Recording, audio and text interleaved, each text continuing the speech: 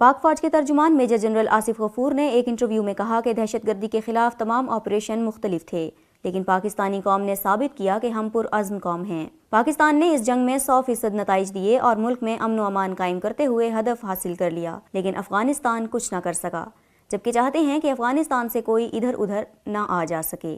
ترجمان پاک فوج کا کہنا تھا کہ پاک افغان بارڈر مینجمنٹ امن کے لیے ضروری ہے، جبکہ پاکستان نے افغانستان کے ساتھ جڑی اپنی 2600 کلومیٹر سرحد پر باڑ لگانے کا کام شروع کر دیا ہے۔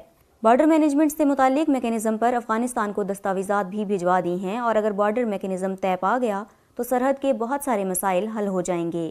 DGISPR کا کہنا تھا کہ افغانستان جنگ سے پہلے پاکستان میں دہشت گردی نہیں تھی، اور اب پاکستان کو افغان جنگ سے پہلے والی پرامن صورتحال پر لے جانا چاہتے ہیں، جبکہ پاکستان نے بہت ساری معلومات افغانستان کے ساتھ شیئر بھی کی ہیں۔ انہوں نے کہا کہ افغانستان میں ناکامی کا ذمہ دار پاکستان کو نہیں ٹھہرایا جا سکتا۔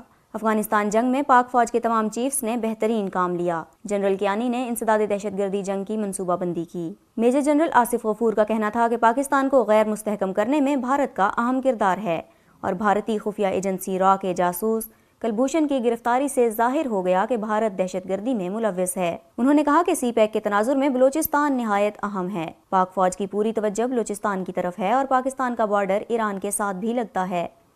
ایران سے بارڈر کمیونیکیشن بہتر ہو رہی ہے۔ ترجمان پاک فوج نے کہا کہ عمومی امن کو پائیدار امن میں بدلنا آرمی چیف جنرل باجوہ کا مشن ہے۔ ہم نے اپنی طرف امن قائم کر لیا ہے، اب افغانستان کو بھی امن قائم کرنا ہوگا۔ قربانیوں کے بعد حاصل کیا گیا امن خراب نہیں ہونے دیں گے۔